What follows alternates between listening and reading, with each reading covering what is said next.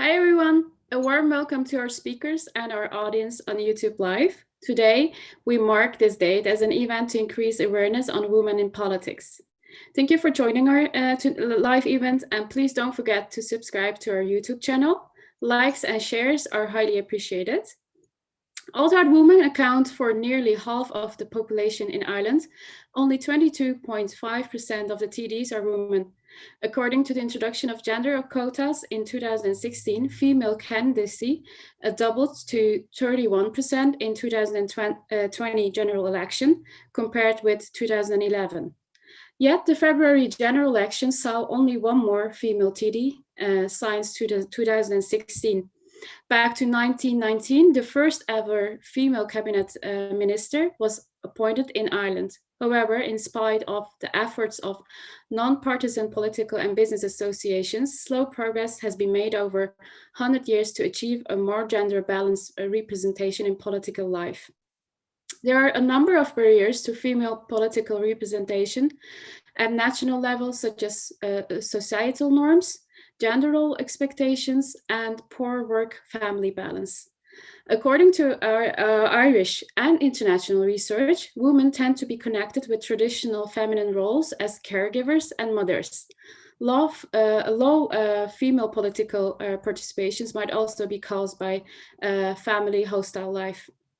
Therefore, this panel will discuss the obstacles and the challenges to female leadership, gender balanced representation, and women's empowerment in political life in Ireland. With this, I would like to give the mic to Maria Walsh, who is a member of the European Parliament for Midlands-North-West Constituency.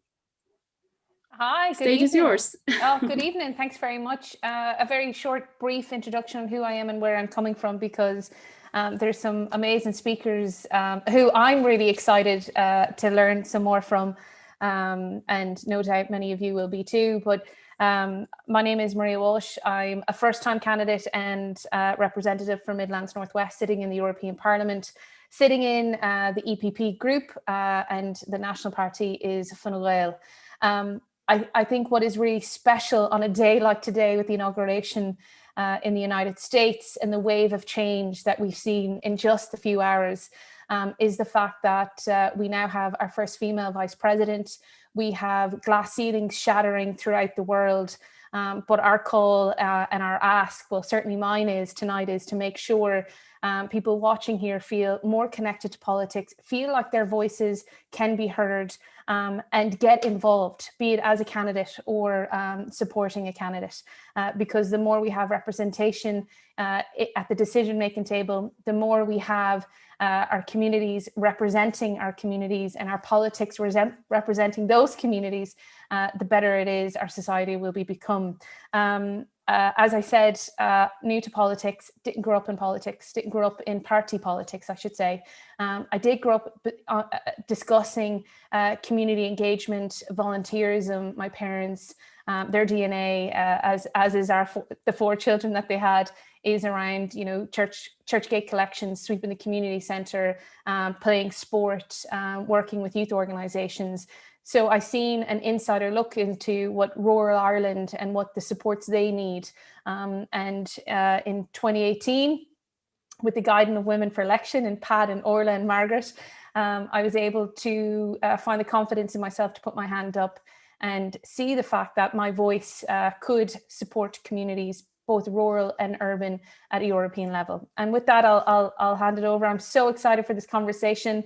I'm a little bit teary-eyed and very just inspired after what we just witnessed in Washington, DC. And I'm really, really excited for a fruitful conversation. Thanks very much for having me. Thank you very much, Maria, for your inspiring background that you have shared with us today. Really excited to have this discussion today as well. I would like to give the mic to Margaret, and Margaret is her. I would like to talk a bit about her background. She's been doing a lot of things as well, but mainly she's a leadership consultant and the CEO of Clear Inc. Stage is yours. Thank you so much. So I guess my background is in journalism. I started out as a journalist, and then I went on to found an organization, not-for-profit, all volunteers, called Women on Air, which was really to address the imbalance in the Irish media in terms of their representation of women as experts on radio and television.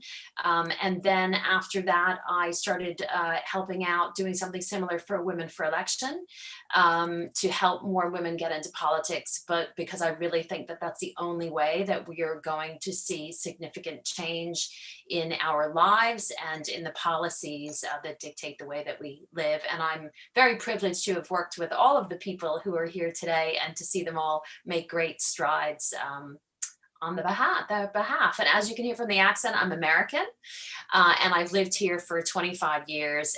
And it's been my great privilege to live in both those countries that are diverse and getting more diverse. And I'm glad to see that the acknowledgement of that today with the American inauguration. So looking forward to the chat this evening. Thank you, Margaret. Next, we welcome Pat, who is a change advocate, strategist, and a capacity builder.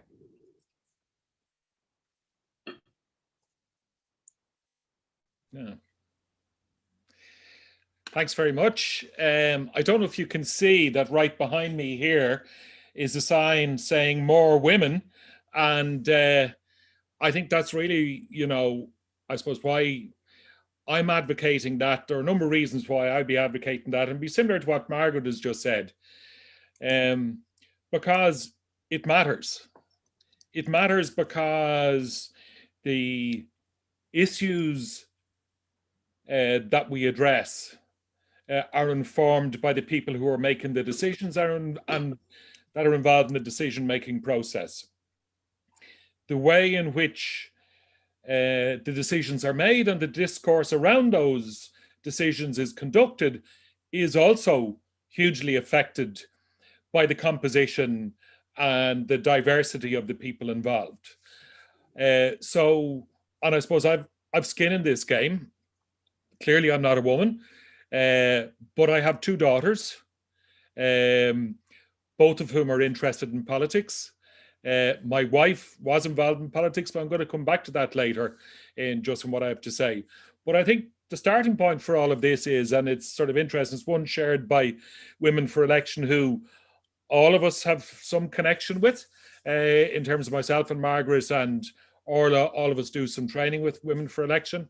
And obviously Maria is an alumnus of Women for Election. But you know, the starting point for Women for Election is the UN Convention on Human Rights. And I think just it's worth sort of just reflecting on this, that it basically says, or one of its articles is that everyone has the right to take part in the government of his or her country directly or through their freely chosen representatives. So coming back to it, that everybody has a right to take part. The reality is, when we look at our politics, does it look like a mirror image of all of us? Does it really give vent? Does it to the, you know, to the diverse reality of Irish society, whether that's in terms of gender, whether that's in terms of age, whether that's in terms of social class, or whether that's in terms of ethnicity? And the answer, of course, is no, it doesn't. It's overwhelmingly male, and you know, as was mentioned at the beginning, you know, just 22.5% of our TDs are men. If you look at local government, it's not much better than that. I think it's, what is it now? It's 23.7% of our councillors are women. And in fact, only 28% of candidates in the last local elections were women. So we have a lot of work to do to make up the gap there, because 50% and a little bit more of our population is women. But the reality is that, in fact, the number of our public representatives who are women, in fact, are certainly way below half of what they should be. So we have a lot of ground to make up. I suppose, coming back to the skin I have in this game, I've been involved in politics for over 40 years. I got involved in politics first in 1978. And I mentioned my wife. I met my wife through it. We became mates in 1979 and we started going out together in February 1981. So that's nearly just coming up on 40 years. But Cleona was very involved in politics, but she ended up drifting away from it, partly to do with work, partly to do with family circumstances, but also a lot of it was to do with the culture of our politics. And I think that's one of the things that we really have to address is the culture of our political system. So let me just give you what do I mean by that? Well, certainly, let me just give you some examples. I was involved working on a consultancy basis with one of our senior women leaders between 2014 and 2016. And it was a real eye-opener for me as a man becoming involved again, because I had sort of stepped back from an active involvement in politics. I was involved in it, I was intersecting with it. But what really shocked me was that so many men who would have had right on political credentials, supported all the right causes, but in their behavior were frankly appalling, extremely aggressive. For example, I remember going to one meeting. It was a meeting of sort of senior staff or whatever on a Monday morning. And it was littered with F words, the C word. And it was like a bear baiting session. It wasn't collaborative or collegiate. It was appalling. And when I called it out, somebody said, well, maybe you don't need to go to those meetings anymore, rather than actually addressing the culture. So the culture just continued. Likewise, when, again, that particular leader I worked with, she liked to discuss things. She liked to sound out things with people. She liked to discuss ideas before she made decisions. But she was then described as being indecisive.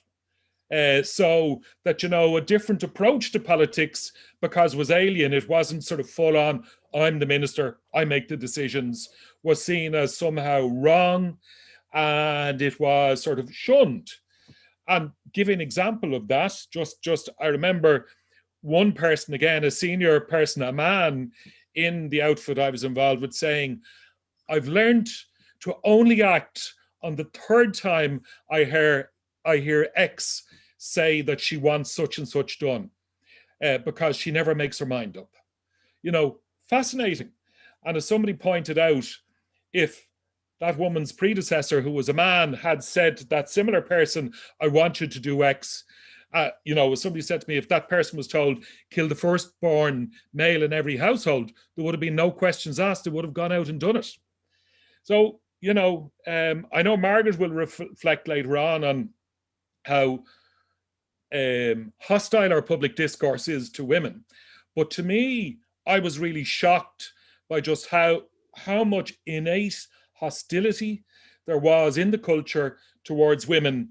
And in fact, in many respects, for women to get on, they actually have to adopt a sort of a very male approach to politics. And funny, even when they do that, I remember one particular woman who is an extremely powerful woman, so not the person I was working with, but who would be regularly referred to as that effing bitch, this, that, and the other thing, who, when men would do exactly as she would, they would think, aren't they great? Or they're one of the lads, or they're very decisive, they're a real leader. But when a woman does it, then it's obnoxious, not acceptable, and all the rest of it. So I think we have major cultural things that we have to address.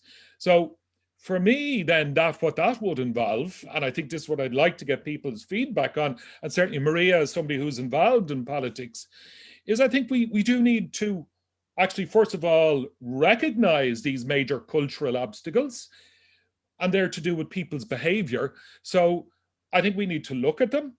I think we need to, for example, look at, you know, even having some sort of a code of conduct in relation to that. And if people breach it, the best way, and I'm talking about within parties, if there are breaches, then frankly, that parties will get docked some of their public funding, because that's the best way of ensuring adherence. And I know from other walks of life I've been involved in, is that effective regulation is the best way of changing behavior. And money And whether it's things like the plastic bag tax we've seen it, or smoking ban or other things, that when you put a cost threshold on things, then people begin to look at their behavior. So I just maybe leave those thoughts for now in terms of just the cultural obstacles that are there, as I said, that I've observed, but I think need to be changed so that my two daughters, you know, as they go forward in their political involvement, will find a more welcoming environment, and one in which they can thrive and be themselves, as distinct from having to mimic somebody else in order to move forward within political life. So that's enough from me for the moment, and I'd be interested to hear what other people have to say. I hope that stimulates a bit of discussion. Anyway. Absolutely. Thank you, Pat. Thank you for highlighting and reflecting on the political system in Ireland, and also especially on the differences on how women and men have been treated in politics in Ireland. Thank you very much for that. As last but not least, we have Orlaith Carmody, who's an executive coach, business consultant, a speaker, and much more. Mike is yours, Orlaith.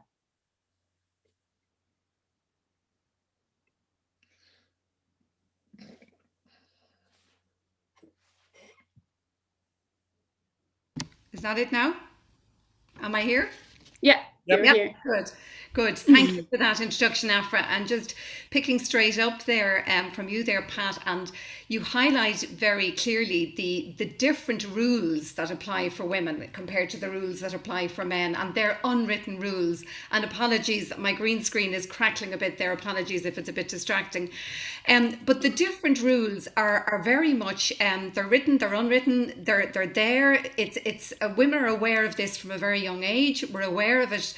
Particularly, I think it starts really at around puberty, the age of 12.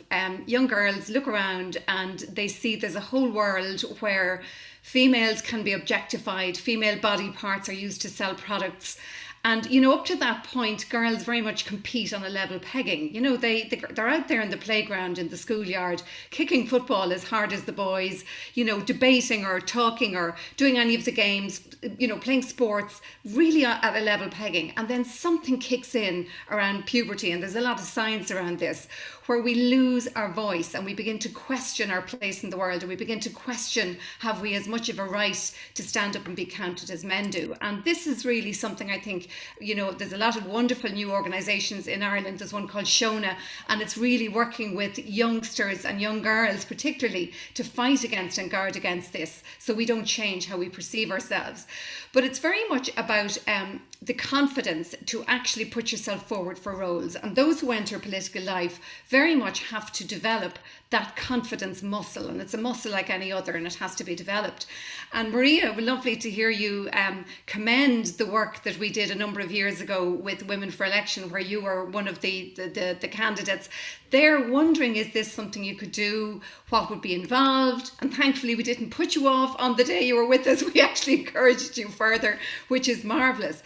But there's a huge body of work to be done around having women see themselves in these roles first and foremost, before ever getting to the point where you might even be elected into a role. You've got to see yourself and envisage yourself in that role first of all. And where does that come from? And all of the work that we've all done with Women for Election, but I was there 8, 9 years ago, 10 years ago, right from the very start, and even as these programs were being designed. And one of the things we came up against was this thing of just, well, you know, they call it the 5 C's, confidence and culture and childcare and cash and all of this, but confidence was a key element of it, just as to how do you perceive yourself and how do you see yourself. And I really began to look into, where does this come from, and why do some women have it and others not? Equally with men, there's a confidence that you develop or not, but it really is so crucial for politics in particular, because it is the only thing really that carries you forward when the going gets tough. And by golly, the going will get tough. It doesn't matter who you are, what your political viewpoint is, you are going to be attacked. And as again, as Pat referred to, you will probably be twice as attacked or 10 times as attacked because you're female. And you'll be attacked for very personal things. You'll be attacked for your appearance, for your looks, for your hairstyle. You'll be attacked for a whole load of ridiculous things that men probably won't be attacked for. They're much more likely to be attacked for their views. And that's fair enough. You accept that. I think anybody in public life, you do put forward your views and you have to be able to defend them, and you have to be able to accept the challenges. But when it gets personal, and it's much more likely to get personal for women, it is very, very tough. So how do you then, on the one hand, say, by golly, this is going to be awfully tough and you're going to be trolled on social media, and Margaret will probably go into that. But at the same time, we're saying to women, we have to redress this balance. We have to have, as Pat referred to, our society reflected as it is and as we want it to be, and continue. And, seeing Kamala Harris there today, the first woman of colour, the first woman of Asian descent in that role is such a wonderful, wonderful breakthrough. And there have been many glass ceilings like that broken. But I would really like to put a few ideas out there for you to think about in terms of where does that confidence come from? Where does that little voice come from that tells you, I think I could be good at this. I think I should give it a go. And it really, a lot of the time, it comes from your family of origin. It comes from your key influencers as you're growing up. It comes from that lovely, kindly neighbour, that friend of your mother's or friend of your dad. It comes from a teacher, a sports coach, a music coach, a drama coach. It comes from somebody way back there who said, you know what, I think you can do it. And they've just put that notion into your head. They say, you could be a nurse, or you could be a doctor, or you could be an engineer. And you go, me? Could I? Could I really? And that notion that goes into your head grows and grows. I had a lovely neighbour at home, a friend of my mother's, when I was a child, and she'd phone up the house and you'd answer the telephone in your best polite accent, trying to represent your family well. And the lady who phoned would say, oh, it's the girl with the golden voice. I don't know why she liked my voice, but she did. But she put a notion into my head that I could use my voice as a little personal power. It was something that I could learn to use. And we have to learn to use the things we've been given. And I accept that, I came from a middle class family in South Dublin, and that is a certain privilege and gave me a certain way of comporting myself. But you have to look at that and start to analyse it if you want to go forward for politics, because the very first obstacle you have to pass is that one of confidence, putting yourself forward. Secondly, it's convention selection. And when you join a party, you have to somehow or other stand out as that person that somebody is going to say, that person is going to be a candidate. We've got to put the resources around that person and allow them to be the candidate. And what is it about you that sends that vibe out there, that you're electable, that not only have you all the political beliefs and the passion and all of the things you need, but you're electable? And it comes from the way you carry yourself. And before we even get to the point that Margaret's going to discuss about communications and effectively communicating, public speaking, dealing with the media, doing all of those things that you have to do, you have to actually carry yourself and your demeanour in a way that suggests confidence and suggests an ability to win and negotiate and influence and carry the day. And that's what will gather people around. And that really is the essence of leadership. It is that thing of having a vision and being able to communicate it and being able to bring people on board your vision and get behind you and support you, which again is what you're going to need if you run for politics, because you need a tribe around you, a tribe of people who are prepared to see you as the number one person and to gather around you and support you. And I mentioned using your voice, and it's something I coach an awful lot with people in terms of your voice, in terms of your ideas and your thinking, but your actual voice as well. And the actual voice bit, first of all, again, using the personal example, I remember being about 18 or 19 and trying to get into a nightclub, and you're queuing outside the nightclub and they're turning everybody away. And I remember standing myself up to my full height in my high heels and saying to the bouncer, what seems to be the problem here? And he said, nothing, go in, it's fine. And I'm going to my friends, yes, I got in. And it was me realizing that if I stand up and act like an adult and use a very adult tone, I'll be treated like an adult. And it was a very early lesson for me. And some of the talks I would give to schools and schoolgirls about this thing of using your voice and finding your voice, it's first of all that, but secondly then is what you want to say with that voice when you find it. And when we talk about the confidence to get up and speak, it's not about, it's about knowing your stuff, but you will come from a very authentic, very fluent, very articulate place if you come from a place of passion and a place of real commitment. Whereas you get hesitant and you sound nervous and you lose your place and you don't communicate as well if what you're saying is not fully believed and owned by you, which it has to be. You have to own it in order to carry it and get it across the line. And that sense of knowing what your voice is and knowing what you want to say, a lot of the women we've worked with over the years with Women for Election, they didn't set out to become a politician or to become a senator or to become an MEP like Maria did. They set out to have their voice heard, and that voice could have been, the first time that woman stood up and spoke, it might have been in a school hall and she was campaigning for an extension for that school. And she said, I might have never spoken before, I was terrified, I didn't know what to say, but I wanted that extension for the school so badly, I stood up and I forgot about myself and I persuaded everybody there that we needed to build the extension for the school. And that's where confidence comes from. It comes from that thing of really wanting to persuade and convince somebody. Or it could be that, they're putting pylons across the back field and you don't want to see those pylons. So you find your voice and you go and you stand up in that community hall and you speak. And that's one of the things I really would like anybody taking part today to really consider about. And I leave it there for now. That thing of just, what do I want to say? How do I want to say it? Where is it coming from? Is it coming from the head or coming from the heart? A lot of the time, if it comes from the heart, it's more powerful. And of course, then we have to put the facts and figures on it and use a bit of the head as well. But the most powerful communication comes from the heart. And that's something, so find that cause, because that cause, whether it might be, there's one politician I know well who started into it because she had a disabled child and she campaigned long and hard for facilities for a disabled child. So that's the arrowhead, and that's what you put behind all your other things behind it. If you get elected to the local council, you might still really, really want your arrowhead to be out there campaigning for the disability services, but you also have to get to know about potholes. And believe it or not, dog poop. Dog poop is a big thing in local councils. So you have to learn about lots of other things. But you do start with your arrowhead, and that's your driver, that's your passion. Nobody will ever knock you on it because that's the thing you're right on. So I leave it there and come back to some questions in a while. Thank you so much, Orla. It's a lot of takeaways from your side around confidence. I think it's a super important topic to look after. It was a great eye-opener moment for all of us. Thank you to everyone to understand what's happening and what needs to be done around this topic. With this, I would like to give our speakers the opportunity to comment on or ask questions to each other. Oh, this is great. We could be here all night then. Orla, you were going to say something there. Yeah, I'd love to ask you, Maria, from that point where you sat in a room, began thinking, gosh, I wonder, could I do this? To the point where you are now doing it and doing it with style. How do you feel about that transition, and what has it been like for you? I should have kept talking, right? Do you know, when I think back on that moment, and I really went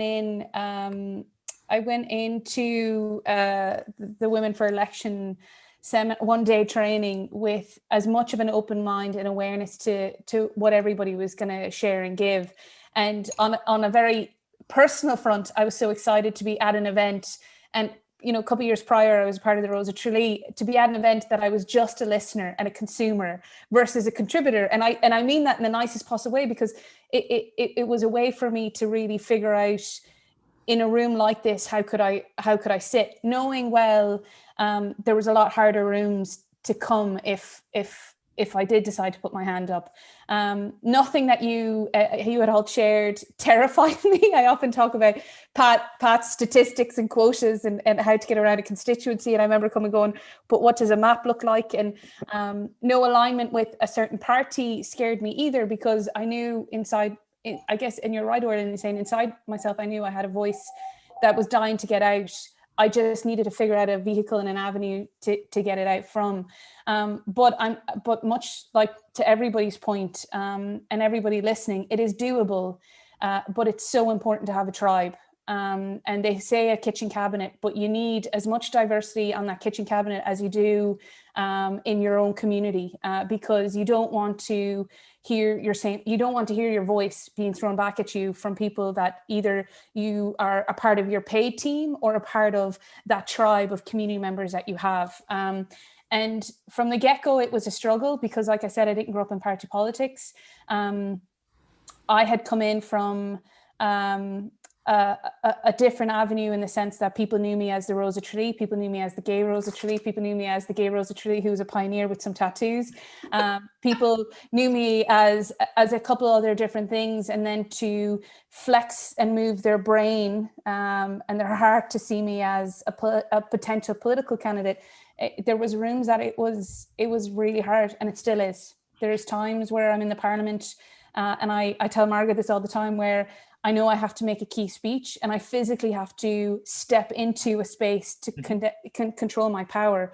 2 years into it, or a year and a half, and there's times where I'm like, much to your point of the arrowhead, like I know my key passions are providing mental health supports to everybody in the community who desperately needs them, and long before this pandemic, long after, looking at rural Ireland and how you build and we give spaces for people to grow a family or their lives and their communities wherever they want to live, and then equality, and what does that actually look like, be it gay or straight, black, white, Protestant, Catholic, you name it, and the fact that I grew up knowing civic duty, your vote had a power.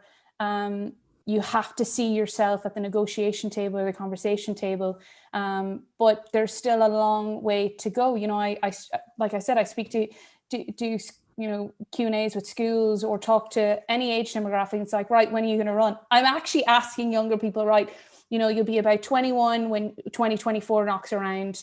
Come back to me and let me know if I can help with your campaign strategy when you run for European politics. And they're like, but that's your space. And I'm like, but democracy is a wonderful thing if more voices get involved in it.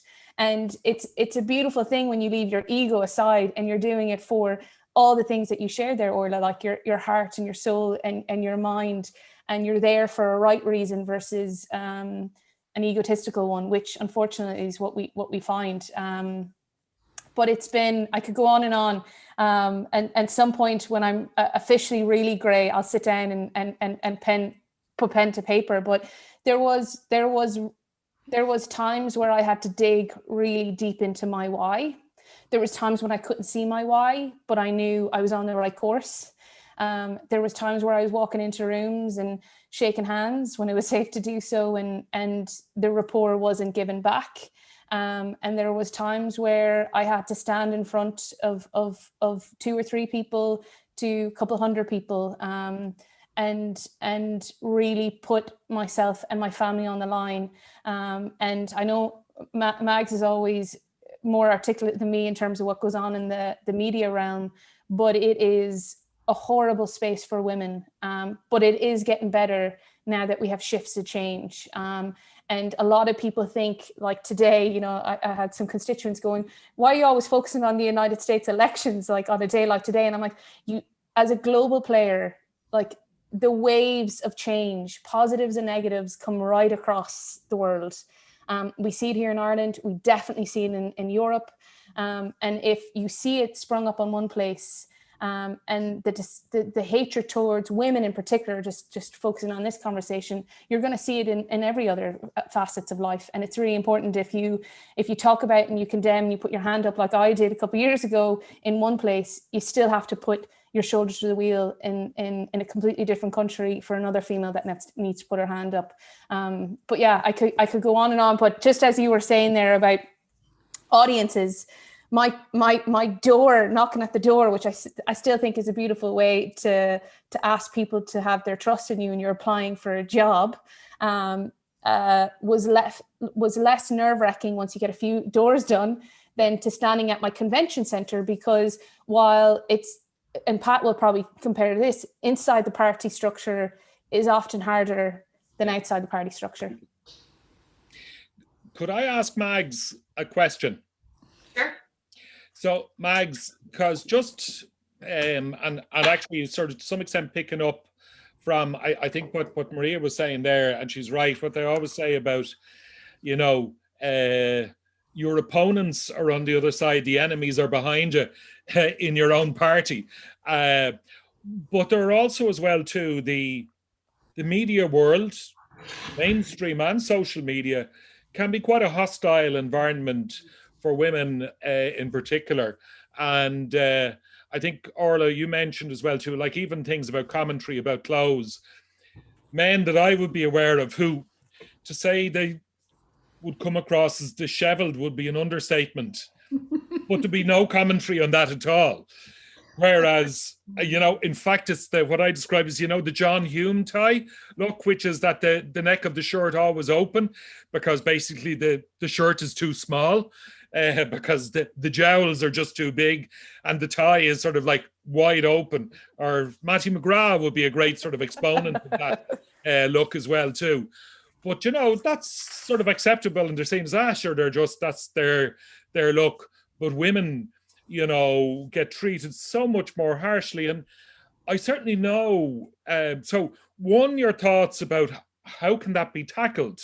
I suppose just give your own experience of what that's like, but also your own sense of how can we begin to shift the balance in terms of public discourse and the media culture, and also, I suppose, with social media, so that it becomes a more open. And Mags, when you're taking up the mantle now, please, would you also tell us about that influence of the awfulness in America and the lowering of standards and it going right across social media and everything? Please give us your insights on that. Yeah. Okay, so here we go. All right, I have a few minutes. Thank you very much, everybody, for those questions. Okay, so yeah, I mean, the first thing you have to realize is that women and men are judged very differently in this society and in most societies, right? We're not equal. We're not equal in any country in the world. And okay, in Ireland and the United States, we're more equal in some places, but there has been a pushing women back into their place since the 1980s in the United States, when Reagan started talking about his family values, which really meant white heterosexual male of household, and women were pushed back in to the home. In Ireland, we've had sexism and misogyny baked into our structures since the founding of the state, and I would highly recommend that everybody reads this book. Okay, it's called The Making of Inequality. And it is written by a historian who is still alive. She's retired now, but works at Trinity. And it talks about how it's baked in. Okay, so I'm an outsider to a certain extent, right? And I've spoken to Maria about using the insider-outsider thing to your advantage, okay? So here, my parents are Irish, but I grew up in New York, right? So here I'm that American girl, and in the United States, I'm that Irish girl, you know? Okay, so I play it a bit. But one of the main things about, you know, how you tackle how people are going to treat you is, and some of it was said, have your supporters, have your tribe, okay? Because going out there onto the world stage or even local stage is really frightening. And it doesn't matter how much of an extrovert you are, how accomplished you are as a public speaker, it's very scary to put yourself out there, right? So I'm an introvert who had to force myself to be an extrovert for professional reasons, right? So I worked as an investigative journalist at the Irish Times and the Sunday Times, and they keep asking me to go on radio and television. I was like, no, I'm not going to do that. I'm not going to do that. Until somebody told me that it was my duty. It was my public duty. It was a public service. That's why I had gotten into journalism. It was my job to explain these things to people. So I was absolutely terrified, right? And so I would go on and really feel very vulnerable and exposed and quite icky in myself until I learned some of the tricks. So the tricks are come up with a role, come up with, like you're an actress. So I go on stage, if I'm doing a conference talk or I'm doing radio or television or I'm broadcasting or I'm speaking, I'm Margaret E. Ward, right? And she knows her stuff. She's very accomplished. She can just do stuff, right? Mags, and you heard them all call me Mags, right? Because they know the real me. Mags would much rather be reading a book, and she'd curl up in a corner if anybody asked her to do anything like this, okay? So what I do is I'm depersonalizing it, because if they attack Margaret E. Ward, that's not me. That's that persona, right? So that gives me power, because Margaret E. Ward knows her purpose. She knows her messages, and she is not going to let anybody get in her way. She's just not. She's that determined. Mags is terrified. Okay, so that's the first thing. So use whatever works for you. People use different techniques for this, right? But I know I am driven by a burning desire for equality, right? And diversity. And that comes from my own background. My mother was Irish, my grandmother, everybody before me was Irish, and not one of those women was able to fulfill their human potential because they were women. Because the Irish state would not allow it. Society and the church would not allow it. And I vowed that would not happen to me. It's not going to happen to my children, and it's not going to happen to anybody I know, right? So purpose. So no matter what is being thrown at me by the media, and you can have a lot of negative stuff. I've been blackballed for having an opinion. I've been attacked on air. I've been the subject of smear campaigns. I have on social media, I've been threatened with sexualized violence, gang rape. I have been told that, people will rape my children. Why? Because I was a woman with an opinion, and I was saying it in a public space. Well, that just made me more determined. I was like, really? You think that's going to work? Well, get out of my way. And now there are 100 more women and men behind me who go, that's wrong. Okay. So that's the first thing, is to play your own game. Don't let them throw you off your stride. You know what you need to do, and they're going to do a lot of distracting you and creating a lot of noise and a lot of aggression that is to put you back in your box, right? So I call the last American election the back in your box election, right? That they put women and minorities who were starting to gain power and voice back in their box. Well, now Biden, we're all back now where we belong with Kamala and Biden, and they know America is a diverse place, right? And what's going on in Ireland, and you were talking about the shifting balance, Maria, and these waves of change. We have seen in the United States very well-funded far-right organizations who use social media. They are funded by American and British, white, heterosexual Christian billionaires who are very nervous about any change in the status quo because they see it as a threat. Okay. As we know, fascism, a lot of it starts with misogyny. It starts with sexism. It starts with, the man is at the top and the white man is at the top. So the messages that they start with conservative communities, and then it spreads. So we have to be really careful to understand what these campaigns are, and that they are coordinated, and that their goal is chaos and disruption to maintain the status quo. Okay, so how do we shift the balance? As communicators, we make sure that we are our authentic self as much as possible. Now, I know that sounds like I just said, don't be yourself when you go out there. That's protection, okay? But your authentic self is, as Maria said, like, what is my arrowhead?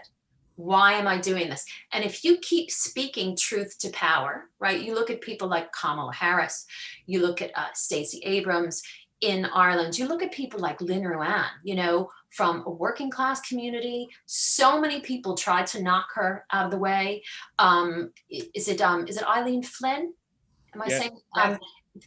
First Irish traveler. We have people of color, who are in county councils now. These were people who had a lot of abuse hurled at them. We have gay politicians, even recently, who have been abused. And again, that is a marker of fascism and the far right in these horrible campaigns.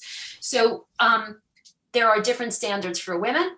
Be aware of them, but don't be deterred. So if you go on the media, be prepared.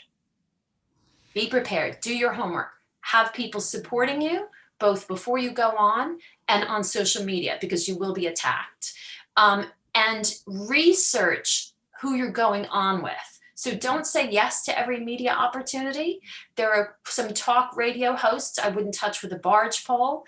There are 2 commercial radio stations that are really modeling themselves on US talk radio, and they enjoy the sexism. They enjoy race baiting. They enjoy homophobia. We all know who they are.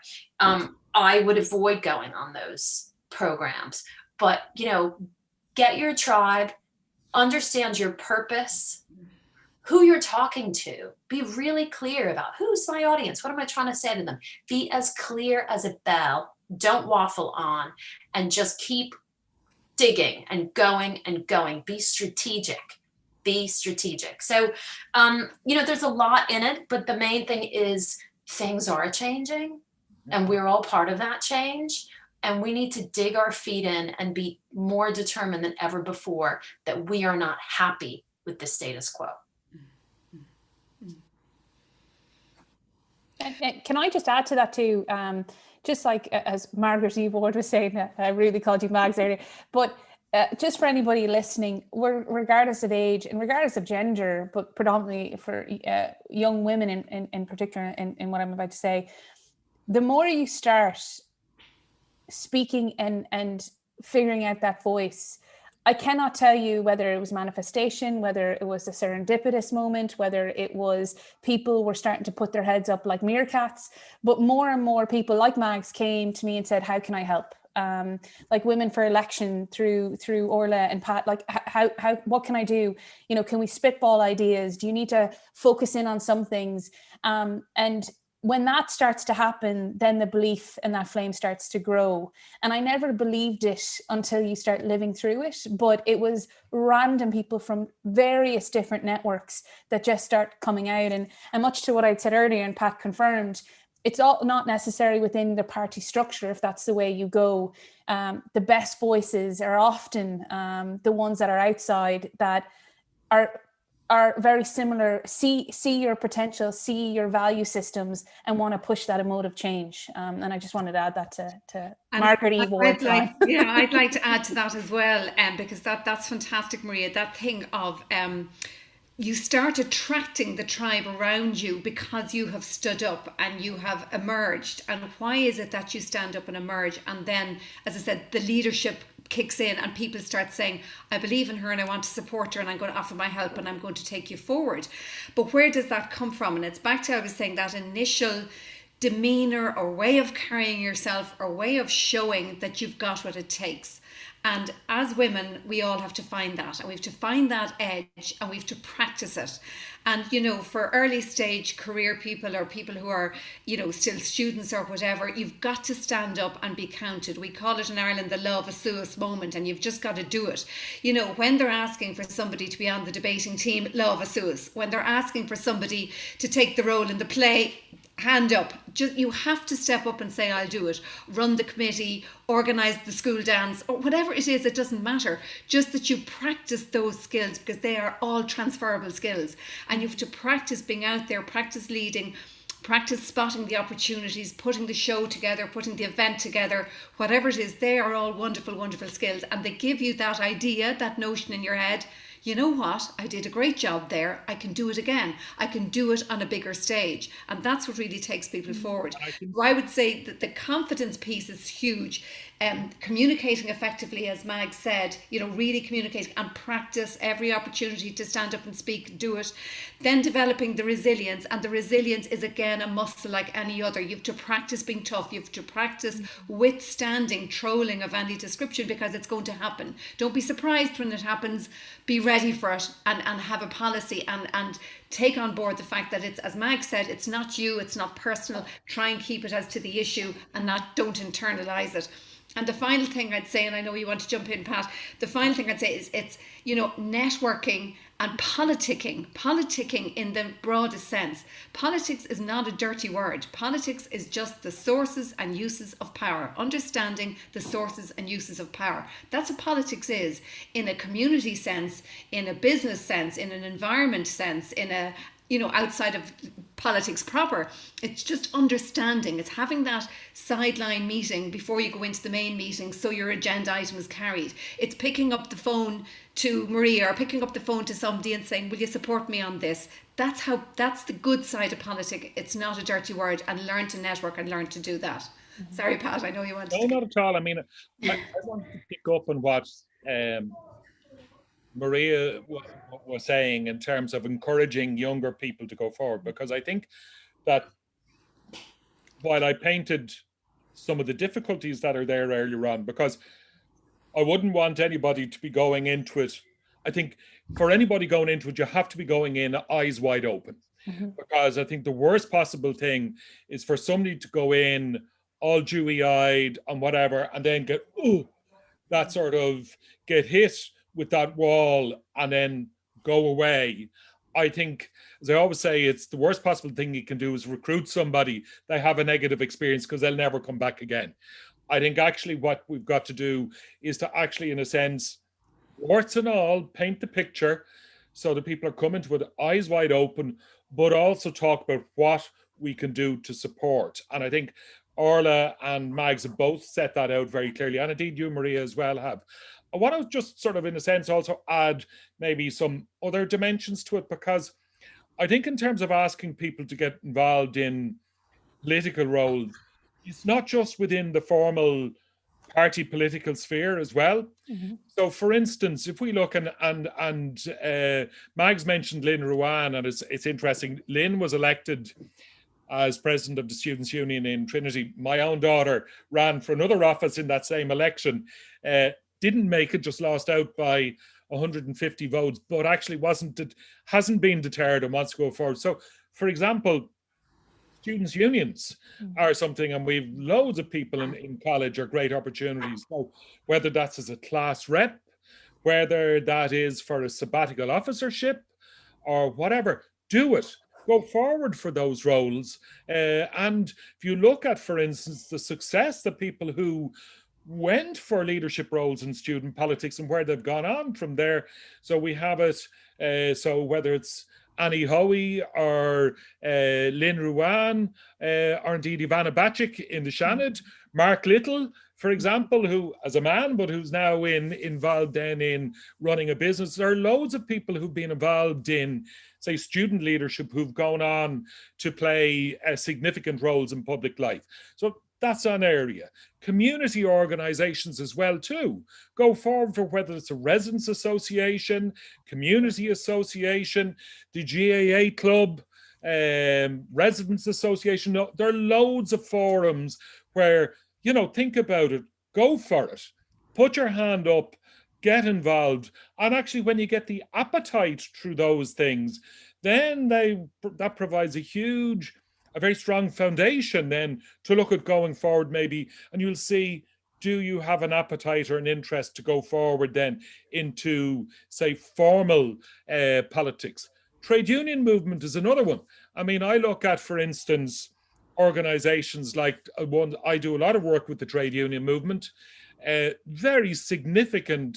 I look at the numbers of organizations that have huge numbers of women members, but actually don't have women leaders. So, for example, I think of the teacher unions. All three teacher unions, the general secretaries of all three teacher unions, sorry, there is a fourth, but it's a very small one, the Irish Federation of University Teachers, but the three mainstream teacher unions, all three of the general secretaries are men. And well over, the vast majority of members of all those unions are women. So it's about, and likewise too, you see leadership, for example, say even going forward for principal in school, so there are loads of leadership roles where I think it was Catherine Martin said recently in an interview that she did actually about women getting involved in politics, which was saying, why not? instead of saying, why me? Actually, why not me? Why not me?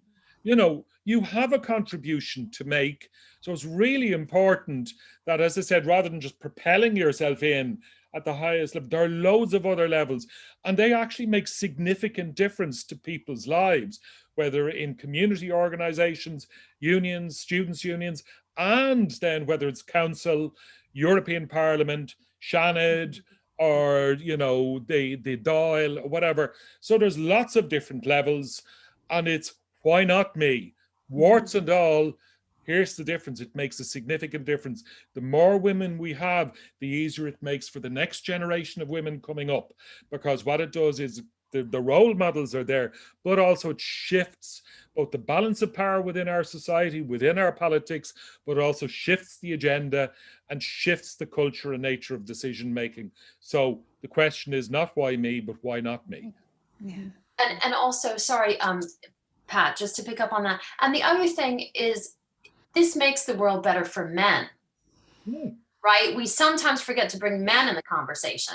Greater diversity is better for men. It means that men will have more opportunity to fulfill their human potential, whether that's as a father or a carer or somebody working in the community, or having, you know, better work-life balance, rather than the stereotype, which is man as breadwinner and woman at home as carer, you know. And Pat makes a great point about, you know, start in little pieces if you're afraid of it. Like, I started on the school board. You know, I joined the Parent Teachers Association, and then I went on from there. I was like, okay, well, now I kind of understand how a committee works, right? And then I got involved in campaigning, and you know, Pat will tell you this, he's a genius campaigner and strategist, is that campaigning is a great place for a lot of politicians. Many politicians are campaigners to begin with on a particular issue, and then that propels them into other areas. And, you know, Orla, with, you know, her amazing skills in giving women confidence, also knows that when women are more confident, it's better for men, it's better for families, it's better for society. It spreads the burden, you know, and the hopes and joys for everybody. And, you know, Maria, something that Maria did really well is Maria showed us that difference can be to your advantage. Right? So, like, I'm a foreigner, right? I'm different. You know, people go, oh God, here's that American telling us what to do again. Yeah, and they get annoyed. And their initial response is this: oh God, like, you're one in the accent and all that energy and that New York, you know, get stuff done attitude. But the thing is, you know, Maria took, you know, she wasn't your typical person to walk into those candidate selection rooms. She was young, she was a woman, and she was gay. Right? And they could all go, well, we haven't seen anybody like you. We don't want you. And she did get a lot of that. I know you did. But you know what? She just persisted, right? Isn't that she persisted? She persisted. So turn your difference into an advantage, because your difference is an advantage for society and for politics. So you need to embrace that sometimes and just go with it. Thanks, Mike. And just to add to that, Margaret, and you touched on it as well, Pat, that idea of it being incremental, and that you practice at various levels and then finally you get to another level. I don't know, did we do it the day you were on the course, Maria, but it's one we've done a couple of times with Women for Election. We've said to the room, so, you know, who'd like to be Taoiseach? Who'd like to be Prime Minister? You know, and no, not me. And then, come on, seriously. Oh, all right, so, and a few hands would go up and you'd say, how mad or crazy is that ambition, or how realistic it is? Let's just break it down. So to be Taoiseach, what would you have to be before that? Well, probably a minister of a big messy department, health or finance. Before that, what would you have to be? Well, you'd have to be maybe Minister of Arts and Culture. Before that, Junior Minister. Before that, TD. Before that, Councillor, Union Rep, Residents Association, Campaigner, Agitator, whatever. So where are you on the ladder? Well, I'm already on rung 3. There you go. Away you go. It is not asking the impossible. Think big, dream big, be ambitious, but realise there are steps to take to get to that big ambition, and take the first one today. Mm-hmm. Wow, that was such an encouraging talks from all of you. It's super inspiring. I think I can listen to you the whole day. So, but I would like to give some time to our audience to ask some questions too. I have some questions here. The first one is for Pat. Let me see.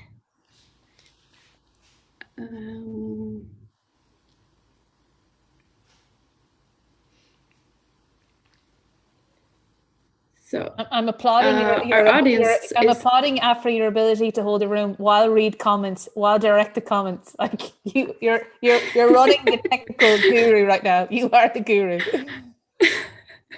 I write down some notes from your.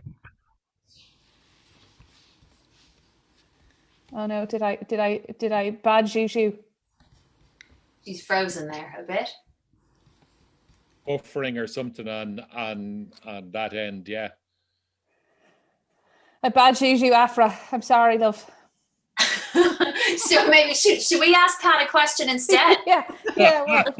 She's Anybody buffering. see any of the Twitter questions coming in? Maybe we can find what they are and help her out there. I'm trying to connect to it here. May I ask you three a question while I try and find this? Pat's speech. As a man in moving, can we find out where his motivations come from and where did he first get started?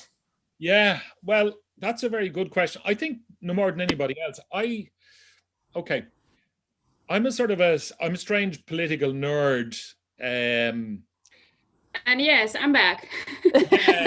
Sorry about it. I've been interested in politics since I was 8, because the first election I remember was in 1969. So giving away my age, I'm going to be 60 in May. I come from a home, my parents are both from the north of Ireland. My dad would have had a background in campaigning for civil rights in the north. And he wasn't involved in formal party politics. I had an uncle who was involved in the party I'm involved in. I'm involved in the Labour Party. And an uncle of mine was involved in it, but he wouldn't have been somebody I was particularly close to. But I would have been interested. Social justice was a very strong theme, I suppose, throughout my growing up. So when I went to college, I joined. Within 2 weeks, I became secretary of the branch. And then people started giving me jobs to do. And I was amazed. I was saying, oh, why are they all asking me to do stuff?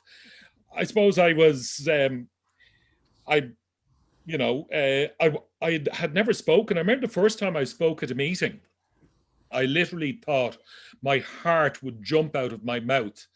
But now, yeah, as you can see from this, it doesn't bother me. And I think that, by the way, is a thing for everybody else, that actually you will be nervous the first time you do it, but the more you prepare, the more you sort of work out what it is you're going to do, the easier it becomes. And then the more you practice, the easier it becomes.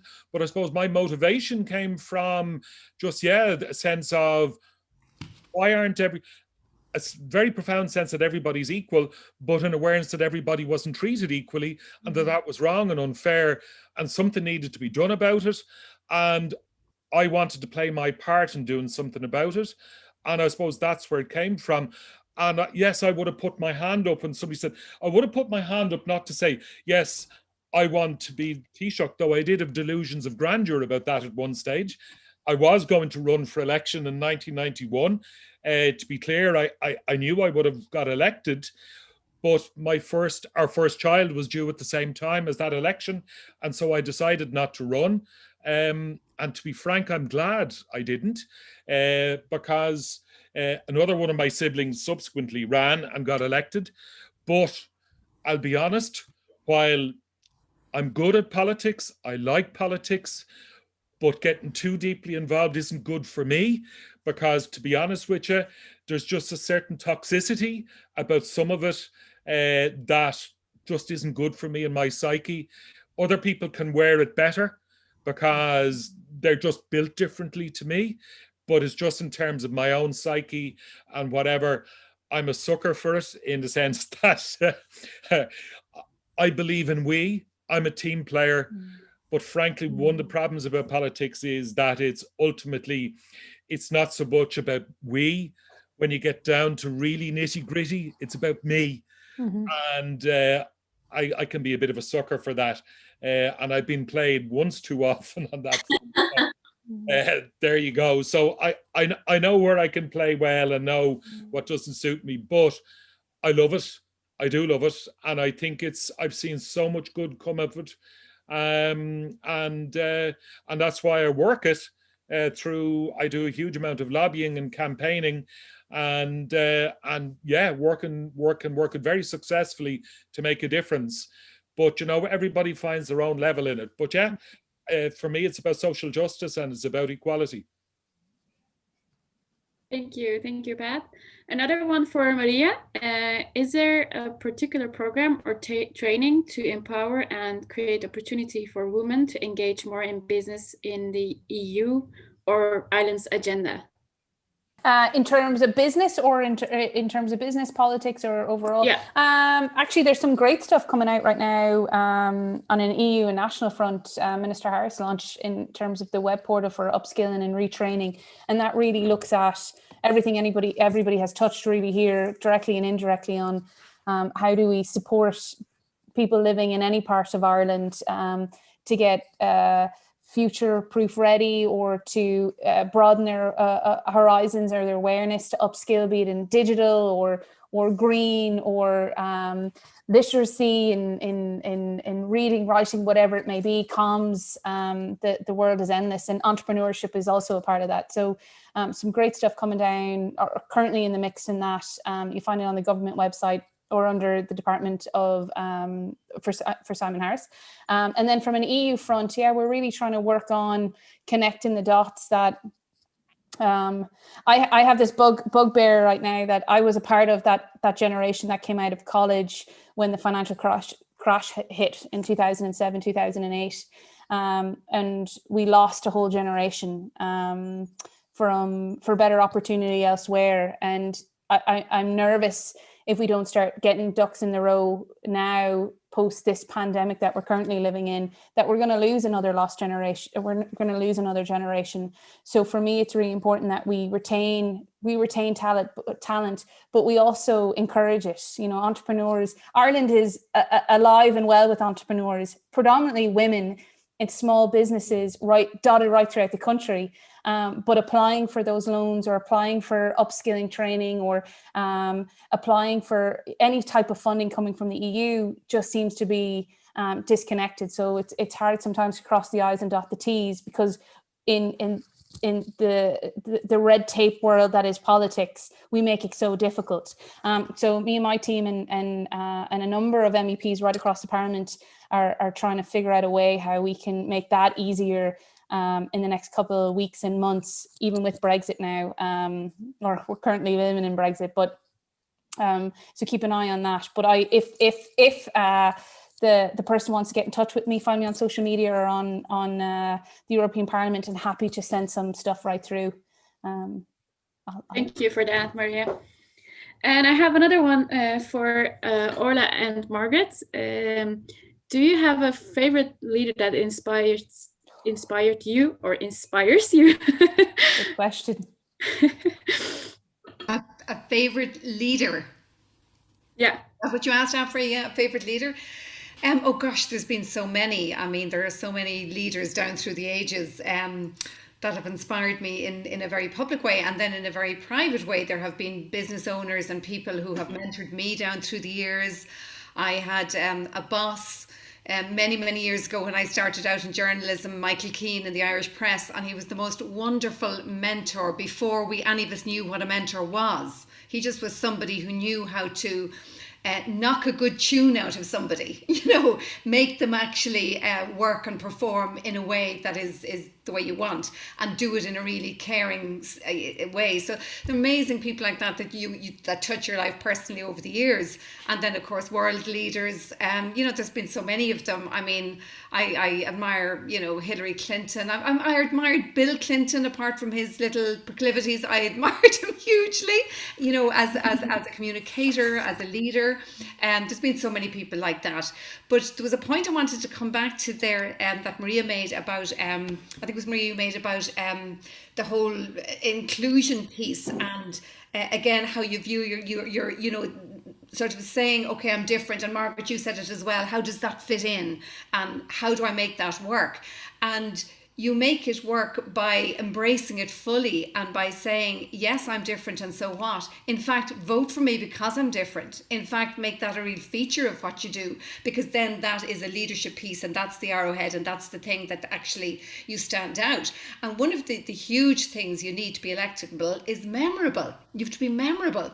So Mags, if you're at the Bolshie American, well, great, nobody's going to forget you. You're memorable. You know, if you're, you know, the Rose of Tralee, what was that about? Fabulous. It's memorable, and you loved it, and you did it so well, and you were a great ambassador for that role, and then you took it and grew it and did something new with it. And that's brilliant, and that's the incremental piece we spoke about again, and that's finding the leader within. And I think you know, we can look at world leaders and say, oh, this person did this, and everybody has faults. And I mentioned Bill Clinton, lots of faults. We're all flawed human beings. There's not one of us perfect. You know, Joe Biden, you know, I have a bottle of bubbles cooling out there, my daughter tells me, because we're going out now to celebrate Joe Biden shortly.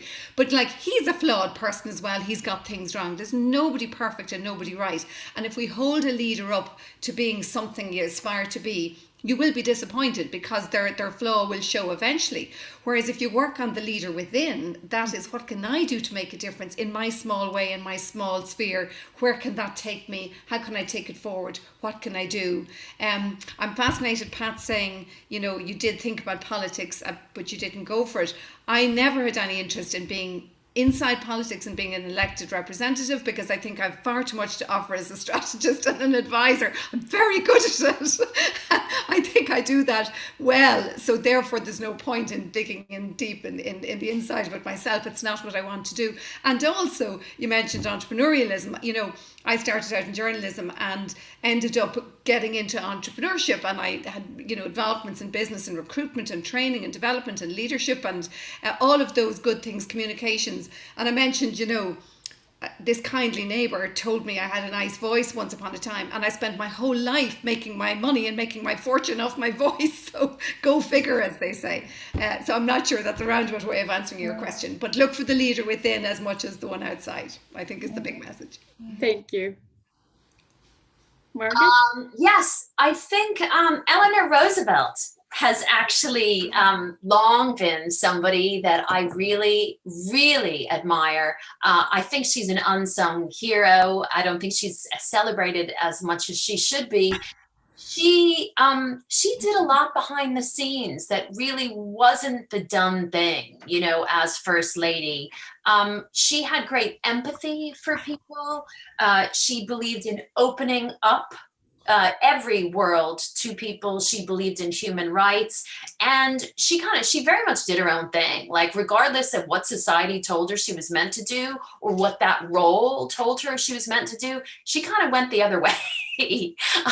But she had a huge influence on the way that people viewed things. She was a brilliant communicator. She was an outstanding thinker, and she had the gift of connection.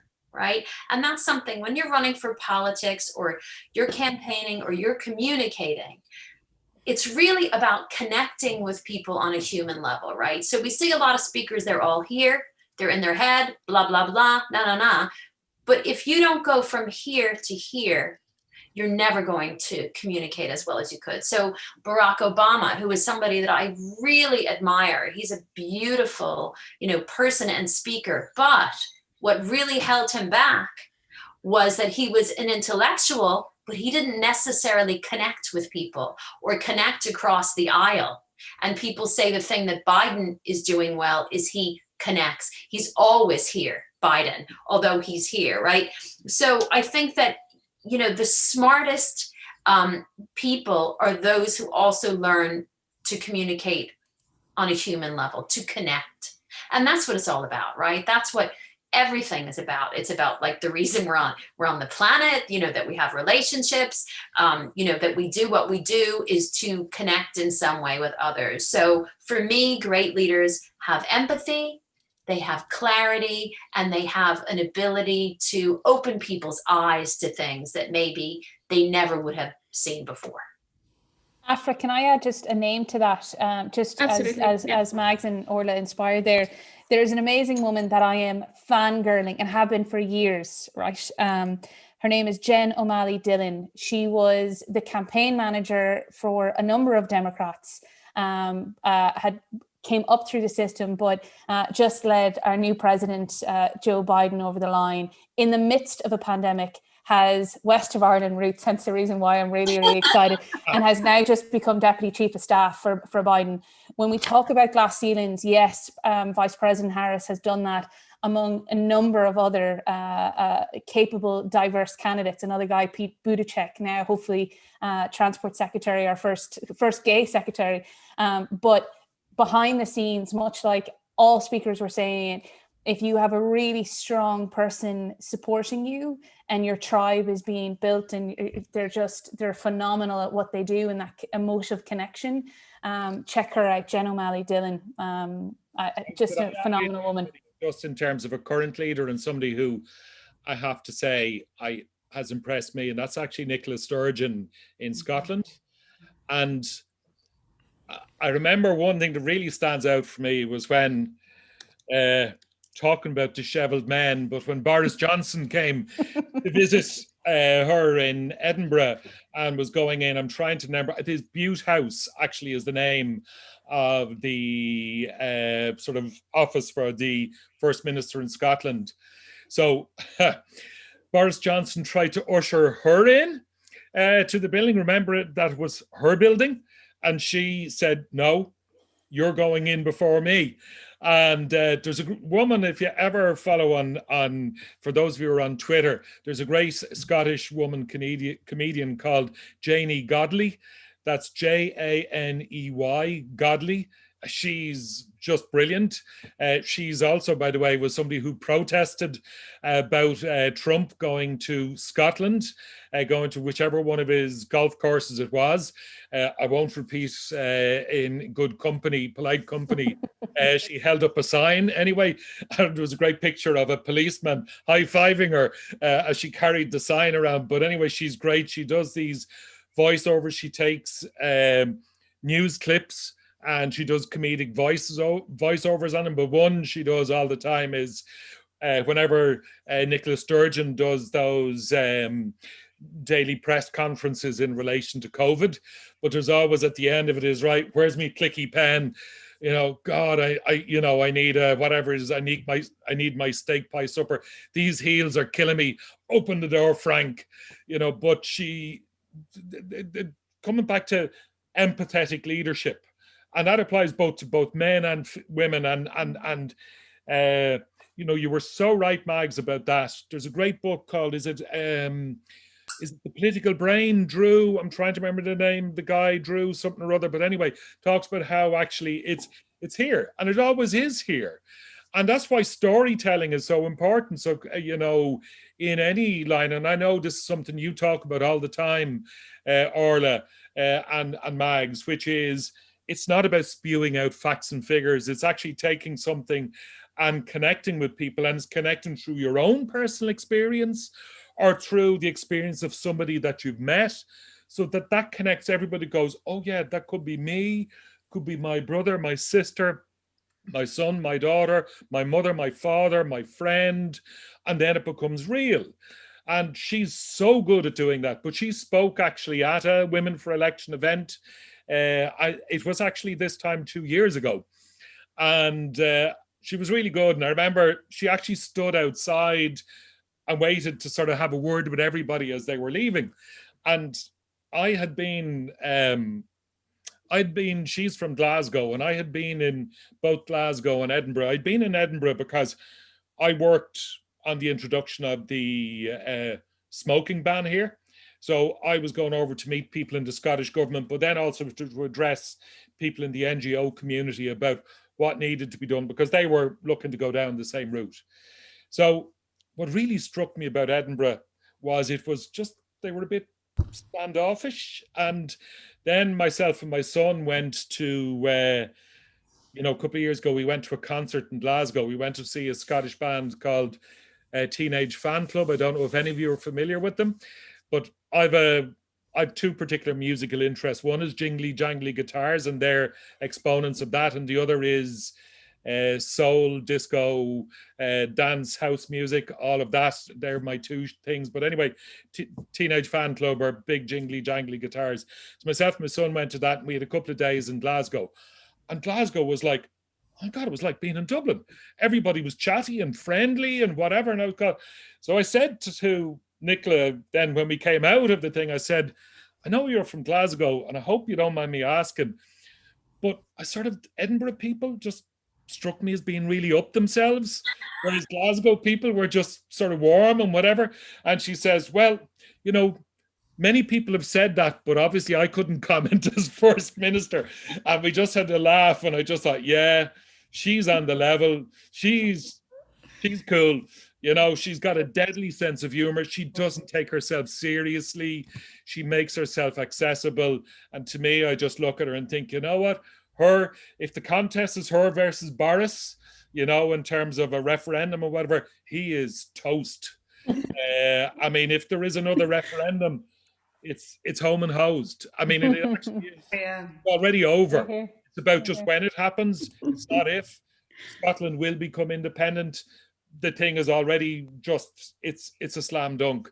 And if she's leading it, it's even more of a slam dunk. I mean, she just stands out for me in terms of just her honesty and just her great sense of humor, her openness and her ordinariness.